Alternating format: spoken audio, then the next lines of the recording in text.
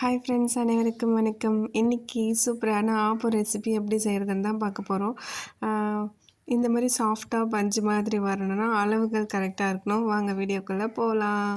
First என்ன பண்ணுறேன்னா, புழுங்கல் அரிசி 2, அதாவது இது வந்து சேருன்னு சொல்லுவோம். நீங்கள் எந்த பாத்திரத்தில் அளக்குறீங்களோ, இப்போ டம்ளரில் இருந்தால் கூட ஓகே, கிளாஸில், கப்பு, எந்த மெஷர்மெண்ட்னாலும் ஓகே. 1 கப்பு புழுங்கல் அரிசினா 1 கப்பு வந்து பச்சரிசி, அதாவது பொன்மணி அரிசி இருக்குல்ல, அந்த அரிசி. நான் வந்து 2 சேர் வந்து புழுங்கல் அரிசி, 2 சேர் வந்து பச்சரிசி போட்டிருக்கேன். சும்மா ஒரு கைப்பிடி உளுந்து, வெள்ளை உளுந்து போட்டுக்கோங்க. இதை விட கம்மியாக ஊற வைக்கிறீங்கன்னா இந்த குவான்டிட்டியெல்லாம் நீங்கள் கம்மி பண்ணிக்கோங்க. கொஞ்சமாக 1 ஸ்பூன் வெந்தயம் போட்டிருக்கேன். இதை வந்து தண்ணி ஊற்றி நல்லா வாஷ் பண்ணிவிட்டு நல்லா கழுவணும். ஒரு 5-6 தண்ணி ஊற்றி நல்லா கிளியராக வந்து கழுவிட்டு ஒரு நைட் ஃபுல்லாக ஊற வச்சுடுங்க, ஸ்டோக் பண்ணிவிடுங்க. நல்லா கழுவிடணும். நம்ம அந்த அழுக்கெல்லாம் வரும்ல, அந்த வெள்ளை கலரில் மாவாக வரதெல்லாம் கழுவிட்டு இந்த மாதிரி தண்ணி கொஞ்சம் தெளிவாக இருக்க மாதிரி பார்த்துக்கோங்க. இந்த அளவுக்கு நல்லா வாஷ் பண்ணி இப்போ நம்ம ஒரு மூடி போட்டு ஊற வச்சிடலாம். இது வந்து பார்த்திங்கன்னா காலையில் வந்து சாப்பிட்றதுக்கெலாம் சூப்பராக இருக்கும், பிரேக்ஃபாஸ்ட்டெல்லாம். இப்போ பார்த்திங்கன்னா ஒரு நைட்டு ஊறிடுச்சு. நெக்ஸ்ட் பார்த்தீங்களா, ஊறி நல்லா புசு புசுன்னு வந்திருக்கு. அந்த உளுந்தெல்லாம் வந்து மலர்ந்த மாதிரி இருக்கும். இதை வந்து நம்ம என்ன பண்ணுறோம், கிரைண்டரில் போட்டுக்கலாம். நான் வந்து ஆல்ரெடி இட்லி மாவு அரைச்சேன், அதே கிரைண்டர்லேயே போட்டுக்கிறேன். 1 கப்பு சாதம் போட்டிருக்கேன். வடித்த சாதம் இருக்குல்ல, அது வந்து 1 கப்பு போட்டுக்கோங்க. எப்போ வடித்த சாதமாக இருந்தாலும் ஓகே தான். சாதம் இல்லை அப்படின்னா கூட பழைய சாதம் கூட போட்டுக்கலாம், ஒன்றும் பிரச்சனை இல்லை.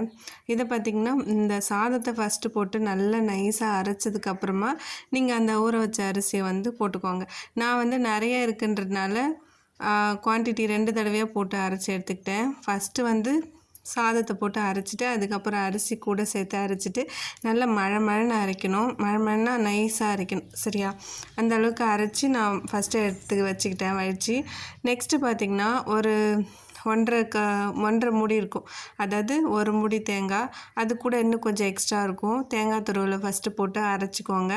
அரைச்சதுக்கப்புறமா மறுபடியும் அதே மாதிரி அரிசி, நான் 2 தடவையாக போடுறதுனால இந்த மாதிரி அரைக்கிறேன். நீங்கள் ஒரே தடவை போடுறதா இருந்தால் ஃபஸ்ட்டு இது போட்டு அரைச்சிட்டு அதுக்கப்புறம் தேங்காய், அதுக்கப்புறம் அரிசி போட்டு அரைச்சிக்கலாம்.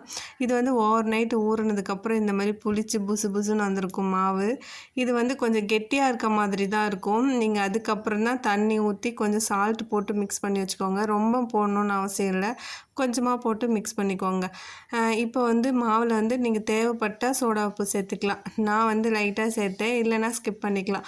கொஞ்சமாக சோடா உப்பு போட்டு நல்லா தண்ணி மாதிரி கரைச்சி இந்த மாதிரி செய்கிறப்போ ஸ்பான்ச்சியாக சூப்பராக வரும். இதுக்கு வந்து சைடிஷ் வந்து குருமா, தக்காளி சட்னி, தேங்காய் பால். எனக்கு வந்து இடியாப்பம் அப்போனா தேங்காய் பால் தான் சூப்பராக இருக்கும். உங்களுக்கு என்ன பிடிக்கும்னு கமெண்ட்டில் சொல்லிடுங்க.